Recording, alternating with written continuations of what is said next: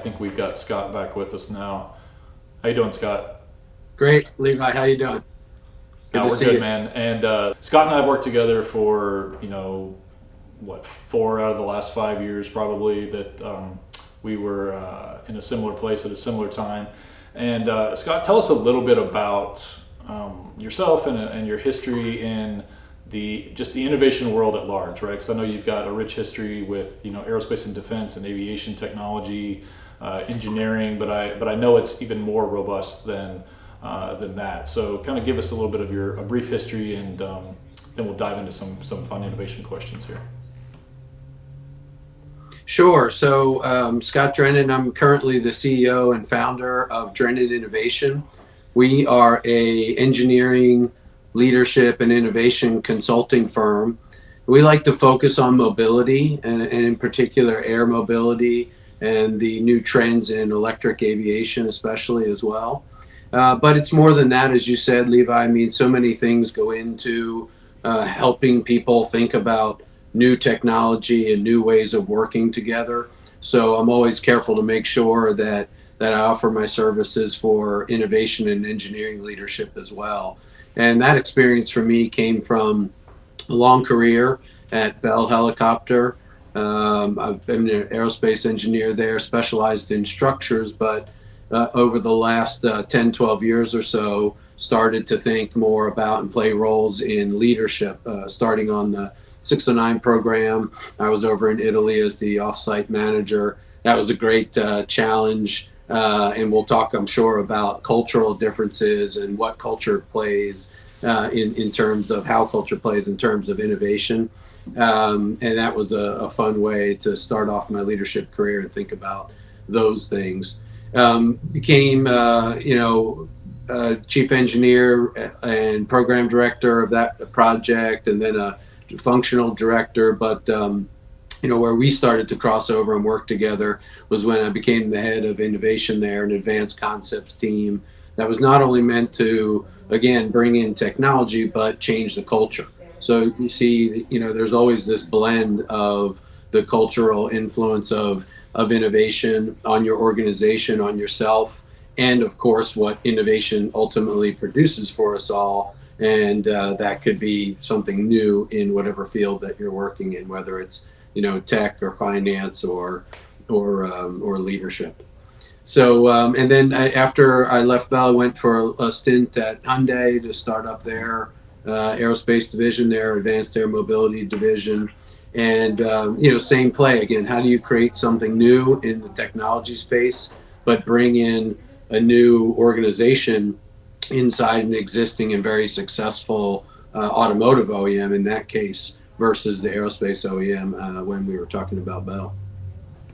Yeah, absolutely. And I think, having seen a lot of innovation over, different types of technology and different types of even how teams work together, and how you, whether you're working on a product or you're working on showcasing a product, and how that kind of looks.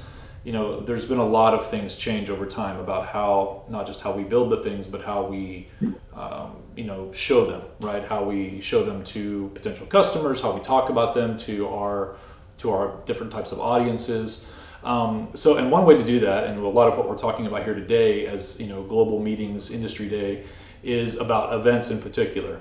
And Scott, you and I have done seriously, some badass events together, and I'm very proud of that rich history that we've had over the last several years, and doing just some really cool stuff.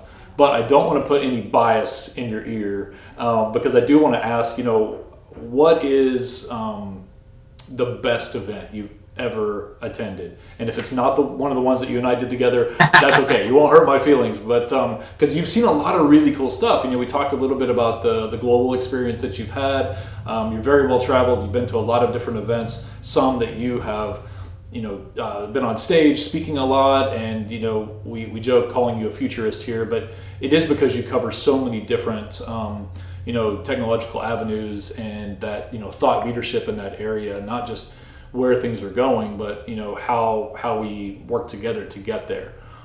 So then, taking that specifically to events, share with us your overall thoughts on events, why they're important, but also what is some of the coolest stuff that you've seen from an attendee or a presenter experience? Yeah. So I have two categories. So I'll definitely get a chance to lay down that one of my favorites has been us working together at CES. So we'll call that on the big side. But then I also like really well catered intimate events where you can dig down into the details and get to know people, the stakeholders, the clients, the participants in a little deeper way. So I'd love to talk about kind of both of those.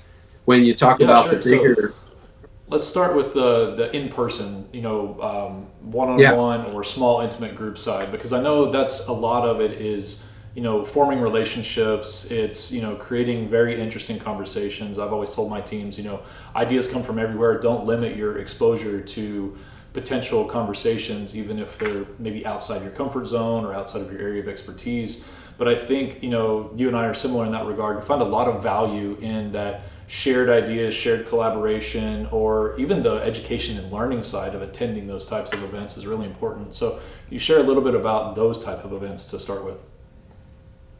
yeah. So well, I think you've talked about innovation and transformation, what they are. When you think about innovation, you've got to have diversity of thought for sure. We always hear that term coming up, but there's also something about depth of thought in innovation. And it's one thing to just kind of superficially throw some ideas out together, but when you embrace one of them a little more closely, you need that time to dive deeper. And if you have an intimate setting, it not only gives you that time, but it gives you that comfort to say, okay, we all know the rule: you never shoot somebody down when they're brainstorming. But that next step, which is what will transform the idea in the innovation to the executed product in the innovation, happens when you start to really open yourself up to that other person or that group of people that are there. And so transformation is so much about awareness and courage and trust. And if you link transformation and innovation together, you can see how a smaller setting, a smaller venue can really help you do it. The other thing is, innovation can get caught in the hype curve so many times, especially in engineering. And we all know engineering is about getting down to the physics and seeing if something can really work.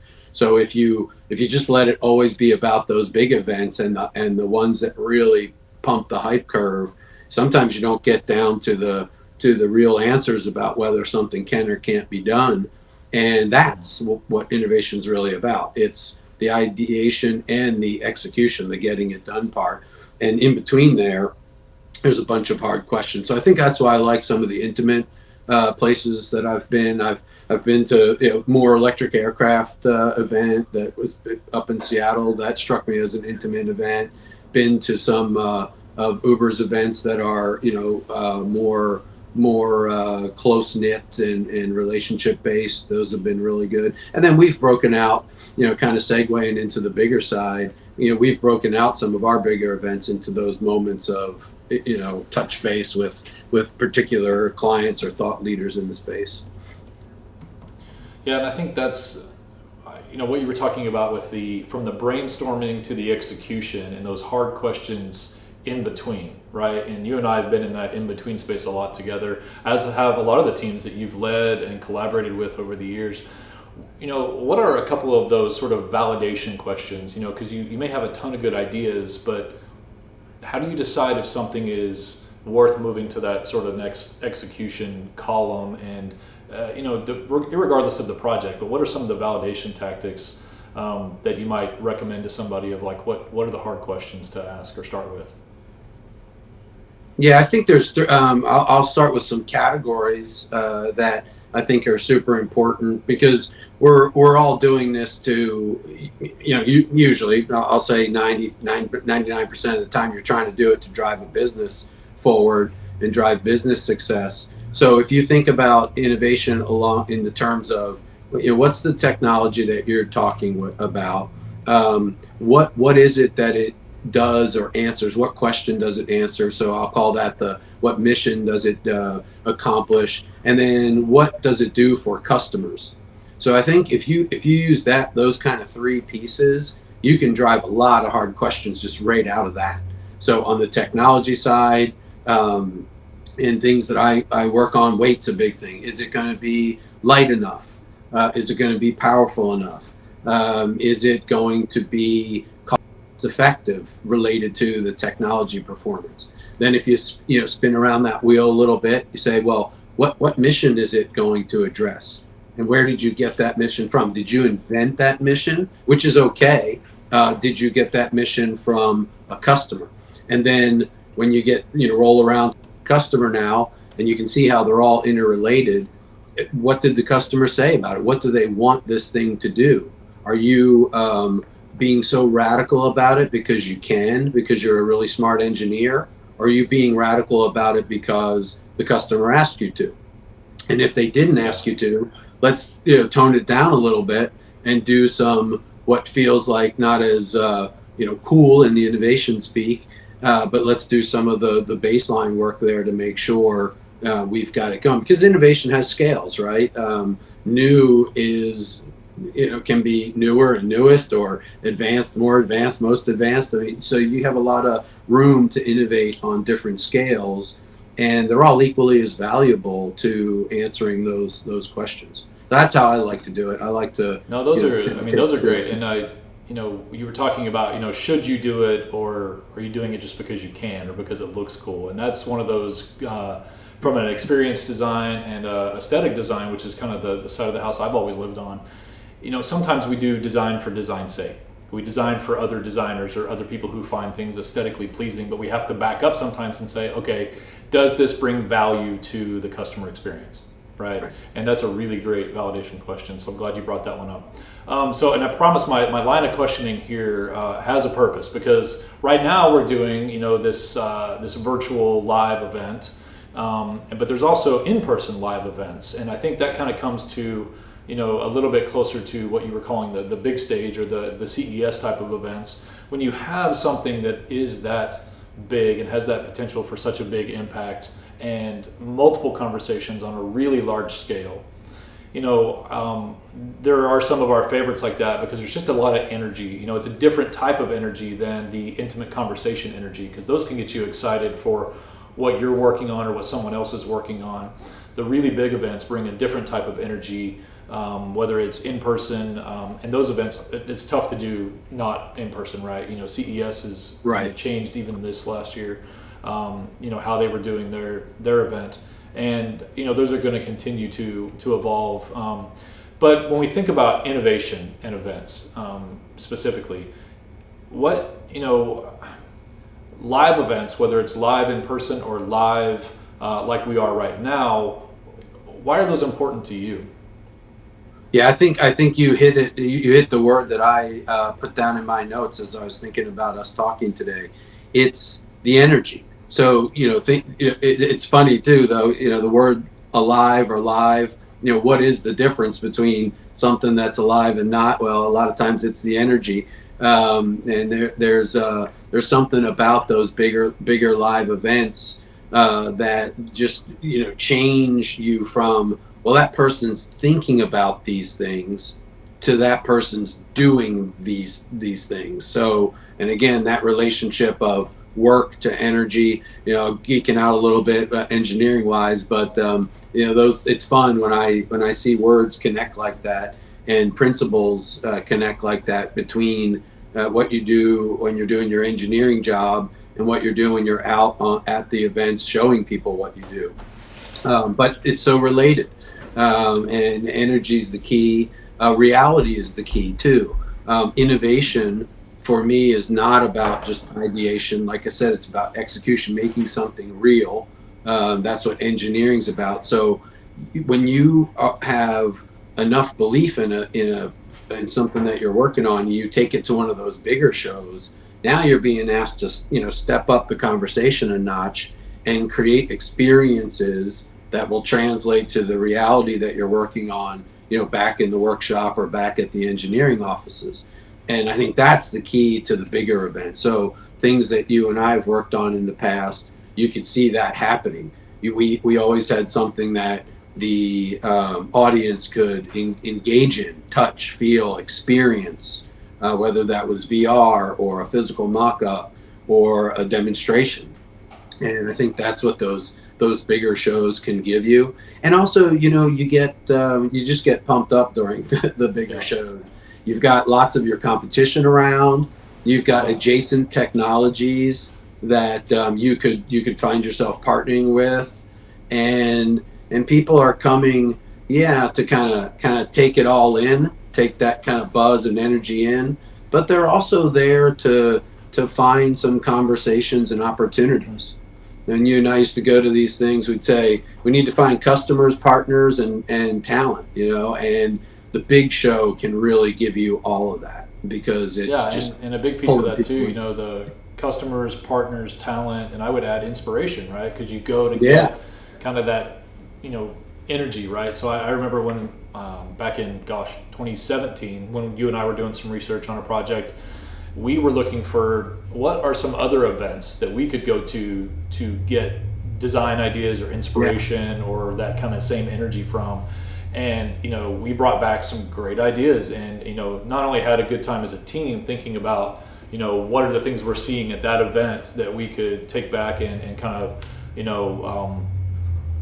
use a similar technology or a new spark of an idea that we got and got to go take that back to our brainstorms and kind of keep that going. So from a live events perspective, live in person, that was very, very important. But I don't know about you, and I'm sure you have, but I've taken the last 12 or so months to explore what live events now do I have access to that maybe I didn't yeah, before because of time or conflict or travel or whatever, or especially if two things were going on at once. Well, you got to pick one, right? The last year we've seen where maybe you don't have to pick, and I did that with a couple of events that were happening during the same week. I could pop over here and get some inspiration or collaboration or just network, and then attend the sessions I want to, but then hop over here and do something similar at another event. So I know that's been advantageous. And what we've been talking about a little bit today and in previous conversations is over those last 12 months, and speaking of innovation, a lot of people in live events, AV, production tech, a lot of that stuff have taken the time on the front end user, but also the back end development side to really hone their expertise. And I know you've done some of the similar things based on our conversations. About taking some of this time that maybe it's not downtime, but it's different time, right? It feels different. yeah. It's not necessarily what we used to call normal. And is that something that you feel like you've taken advantage of and you've seen a lot of people start to do? Because we're seeing a lot of new solutions kind of come out of the woodwork because Right. people are approaching innovation and events and just technology in general in a very different way. And I think we're going to see a lot more of that continue. And so what are you seeing with that type of thing on your end? Yeah, I love the thread because, and I think you've matched it perfectly with a really unique moment in time for all of us, and that's, we don't even need to explain it anymore. It's become so much a part of our life. But if you tie it to innovation in the sense that innovation is often like art or invention, you can't kind of schedule it, right? You have to create the environment in which it thrives and then let it happen. So when you listen to those words and think about what you just said, time is a huge component of innovation and patience in that time. Yeah. So when March of last year happened, and you look 1 month prior to that, we were all in the hustle and bustle of everything we're doing. Gosh, you and I were at CES together 2 months prior to that, Yeah. and your mind's going on all the things that you have to execute. Well, suddenly the world stops or slows down for a year, and you start to become introspective, think in different ways. And I'm here to tell you that I think there's a direct correlation to your observation that a lot of new innovations are coming out because people have been given a moment to let it happen, let it percolate, let it marinate, as we would say in innovation circles. And that's so important for people to realize that you have to have the patience with yourself, and hopefully your leadership is giving you the patience too. A lot of times we want, innovation to be in this super accelerated flywheel, but the reality is sometimes you just need time to think in order to create and let things come to you. And again, I don't want to make it sound like magic, but it's about creating the environment that innovation thrives in. And I think one of the silver linings of what we've been through after the over this entire year is that a portion of that environment's been created, and that is the ability to be self-aware and reflect and let things mature in your mind and with your colleagues in a way that you couldn't do before. Yeah, absolutely. And by slowing down in some other areas that Yeah, maybe weren't as available or possible, it sure. is given that time to kind of come over and think about that transition, that transformation, in those other areas that now we maybe have more bandwidth to innovate and Yeah, collaborate on. And so my next couple questions I'm going to combine here because it's right in line with what we're talking about. So we think about transformation and innovation. So how can we help folks think about leading transformation and fostering innovation? What type of environment, what type of teams and collaboration and other elements are very important to those two things? yeah. Well, if you're a leader, you have to let go, and I think people say that a lot. But innovation, if you're leading innovators that are an innovation team, it's really tough to do because when been given that assignment from above, there's expectations on what comes out of that assignment, and then as you look below in your organization, you're asking those folks to create those results. Well, innovation is not about instructing people what to do, giving them a format on what to do, and having control on everything that they do. Just listen to some of the things we've been talking about: patience and time, and bringing down barriers. So as a leader, letting go, bringing down barriers for folks, and trusting in the transformation that's taken place. It's so funny that we try to force it sometimes, but when you look at what human beings are uniquely good at, innovation is certainly one of them. We create new things, we adapt to new situations. That is what it means to be human and what gives us our place in the world and in existence. Well, just remember those things and remember to let it happen in the folks that are on your team, because it turns out most people are very innovative given the chance, with the barrier removed, with some resources provided, and with that safe space. I've been reading a lot about that safe space of innovation, and I think it's a great thing to give folks. It's psychological, because innovation, in the sense that it's new, is the place where fear lives. We're afraid usually of new things. We've been, we're instinctively wired to do that because it protects us and our families and whatnot, and it creeps into your psyche. And so then when you're put in this organization that's driven around, overcoming it, the leader's role is to pull down those barriers. As an individual, I like to start with awareness. What are you afraid? Do you have the courage to do this? What ideas do you really have inside of you that need to be brought out onto the table, onto the surface? Because sometimes you, as an individual, you're doing a lot of work keeping that stuff down all the time, and you can't let that happen. So you see, it's this relationship between the so-called leaders and the individual contributors. And what you find out by blending those two things together is that everybody's a leader when it comes to innovation, because the unique opportunities that you've had in your life and the unique thoughts and creations that you've made in your life are, in fact, things that you can lead everyone on, because no one else knows what they are. Yeah, exactly. And that leads right into my next question, which was going to be some of those barriers to innovation, or what are those some things that are holding people back? And I think you mentioned them all just now. Of a lot of times it are those they're those in the organization itself, right? Whether it's speed or time to market, or next solution, or whatever that might look like, or just the pressure. There's a lot going on already, and sometimes it is psychological. It's self-inflicted. We hold ourselves back, but everything you just said there was super encouraging, because it is true. And it's within us, and it's human beings are built that way. They're built to innovate. They're built to find new solutions. And evolve in that way. And just look at all the things around us. Look how over the last 12 months, it didn't stop us, right? Nothing. Yeah. It didn't stop events. It didn't stop innovation. And in fact, in a lot of ways, it spurred it on.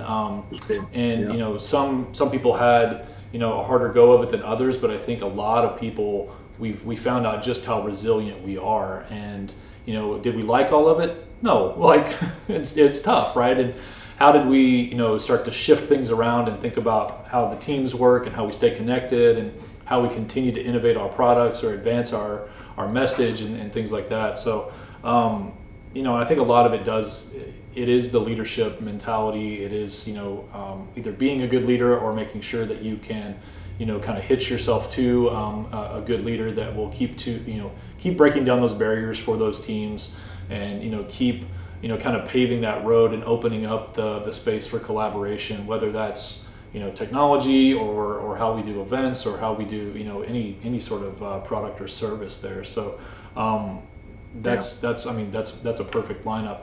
And so what does success look like, or how do you define success when you're thinking about, innovation? Because a lot of times we talk about it as it's iterative or it's cyclical.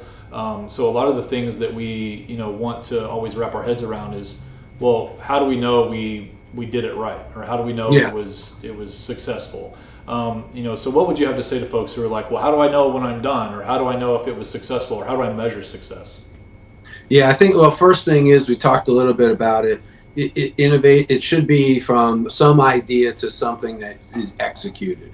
That to me is success. And then after that execution takes place, you can measure it against some percentage of return that your business wants you to hit. And I don't want to ignore that part of it either. I mean, sometimes it's so easy to talk about innovation without its relationship to the business culture, and you can't do that, because you're getting support from the business to innovate, and then you're trying to give it back so that the future is secured. So you need to have some appropriate percent of return on that investment that your business can measure. And there's lots of different ways to do that, whether it's customers or movement along technology readiness curves, or just how many patents you're generating. And then the other thing, this is a little tongue in cheek, but I like to measure it if you're upsetting people. Innovation can upset folks inside of established organizations, legacy organizations that have been, executing more than inventing and executing, or ideating and executing. And so that's usually a good sign. But then on the flip side too, I would measure it against, the physics parameters. If you're working in technology, don't let innovation just be an excuse to throw something on paper and say it's got to work because it's here. I can see it on a piece of paper. Engineering is a lot more involved than that. So I think those are good measures. Are you giving non-interested parties? One of the things we love to do at Drennan Innovation is do non-advocate reviews for folks. And I play the tough guy in the room and throw some stones, and it allows people to really ask tough questions about themselves, and you should do that for your own organization as well. Yeah, no, I agree. I think that litmus test is a really important piece, right? And we do it a lot here at Nifty Method. I've done it in the past when we've worked on projects together. Bring in others who either aren't familiar or aren't involved in the project itself. Get outside opinions. That's one thing that I know Steve Jobs and other sort of people who've made these big technological advancements. But that was one way of thinking was, if I want to find a different way to make a product, I'm not going to ask necessarily the same team that's always done it. You're gonna keep or digging even the though same they've hole. been successful, but if I want to make these leaps, right? How can I get other opinions or other sort of thought starters involved? And I'm probably misquoting, but it was a Steve Jobs quote that said, if I want to make a new computer or piece of equipment or a phone, I might ask a musician how would they approach, especially if that might be like an iPod, back in the day when it had to do with music and having access to music, well, why would we ask an engineer necessarily? Maybe asking a musician of how they experience that type of Absolutely. Yeah, music. I think or whatever that's something. That's something that you and I have experienced on our journey together. I'm an engineer by degree. You're a creative by degree, and when you pull those things together, you just get great results. And it's fun to play with the words and the terms that we use for ourselves. So artists tend to own the word creativity. Lawyers own the word reason. And I try to encourage engineers to own innovation, but that doesn't mean you sit there and separate yourselves from each other. Because if you think about it, hey, artists are innovative and reasonable, and lawyers can be creative and innovative, and engineers can be creative and reasonable. So you take those combinations and you put them together, and that's how great product and great new ideas come forth. Yeah, I agree 100%. And that's one of the things that we saw it was super effective and really. Not just collaborative, and we've told this story, hundreds of times, between the two of us, probably you way more than I even, but, having the artists on one side of the table and the engineers on the other side of the table was always really interesting. You describe it as, artists say, what about this? And the engineers immediately say, no, that'll never work. And the engineers are like, well, let's do it this way because we know it'll work. And the artists are saying, yeah, but it's not aesthetically pleasing. It's not beautiful. It's not sexy enough. And we heard all this no back and forth on the table, and you always described it as like, eventually there was this little whisper, down in the corner that said, that might work. I always described it as watching a game of ping pong, of like, what about this? No. Well, what about this? No. And over time, we saw, and this is another part of my favorite part of those stories, is we saw the artists start to think a little bit more like engineers and start to bring in some of those new learnings from technology, physics, all the mechanical applications and restrictions and rules, and apply that to how they were creating the art. The engineers started to see that, appreciate that, but then they started to push the artists back, right? That says, well, it's not as creative as the last thing you came up with. And they're like, well, I thought you wanted it this way because it wasn't working. And, the engineers became a little bit more artistic with their solutions, and the artists became a little bit more refined and functional with their solutions. And that's when we knew we had something, right? And that's like, okay, whether it becomes this advancement or that innovation or this product or that technology, what we had was a really, really robust team with an iron sharpens iron type of thing, and really getting to some great solutions and great ways of thinking. Scott, I like that. I'll just play off that for a second if I could. The table analogy. It's so interesting to use that for business organizations, parties, any place you are where there's a table. If things start off with girls on one side, boys on the other, right wing on one side, left wing on the other, snowboarders and on one side, skiers on the other, you've started off in the bad side of the event.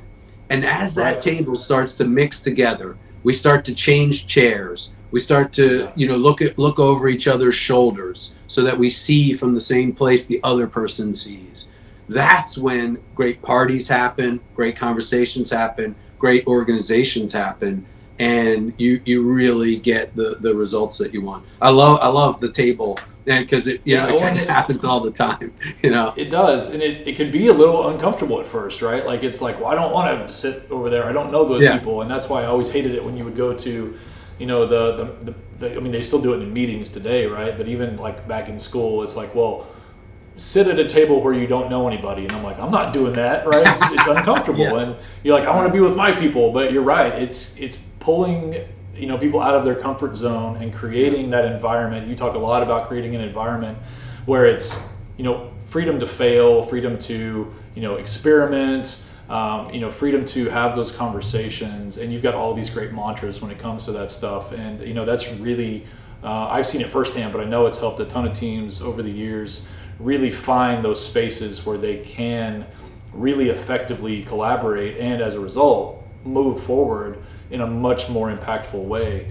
Yeah. So Scott, we got a few minutes here. So I was going to ask you, is there anything that maybe you wanted to talk about that we haven't necessarily gotten into that you want to touch on before we kind of wrap up and part ways? Yeah. Because I know you've got a hard stop. I did a fun exercise before we started. I looked up when the first time innovation was used as a word, and it turns out it's roughly in the 15th century.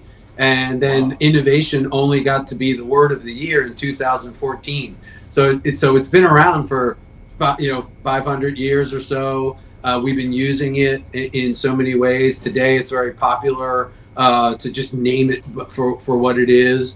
But it's nice to reflect back on how much it can help and know that it helps it's such a versatile tool, right? Some of my clients today, they are really successful aerospace folks that have been working in the legacy field, and they want to break into, say, this eVTOL or advanced air mobility market. And it's not just that sometimes they have the technology that can, apply just as soon as it did yesterday, but it's about conversations and how to create those relationships. So there's innovation at all these different levels of what a business truly is, from the human side to the technology side. And that's where I think my leadership is if it's good for anything, it's good for that. I feel like I know how to bring together human teams to look at technology problems and find those hidden synergies there in that relationship. And it can happen at all kinds of different levels. So I think that's probably a good place for me to kind of end it on a good note like that. Yeah, and I mean, I think that's a perfect way to kind of tee it up too, because I want to let people know how to get in touch with you, because it's not just like, well, if I have an engineering project, or if I have I'm trying to build the next electric vertical takeoff and landing aircraft, or a hybrid vehicle. We didn't even get into the word hybrid because it means something different to events people than it does to engineers, right? So we'll save that one for our next session together one of these days. So when people want to get in touch with you, because I know you're doing more and more on the speaking circuit, you're on several boards, you do a lot of advising when it comes to thinking about innovation and things like that. So can you let us know and maybe how to reach out and how to find you in all the places and get in touch? Sure. Well, first call me. I'm kind of old fashioned that way. My phone number is 214-907-1703. And then shoot me an email, jscottdrennan@me.com. Another great way seems like LinkedIn right now is is a good core tool. And I'm working to get a website set up, and that'll be there soon. Hopefully, Levi's going to give me a hand with that as well. And those are the best ways. And look, I'm traveling, so if you need me to come out and sit with you and do a live event, that's in person, I'm willing to do that. But as you can see, with friends like Levi and Nifty thinking about ways to connect people that's not necessarily face to face, we can do it that way too. So reach out in any of those forms, and I'd love to work with you.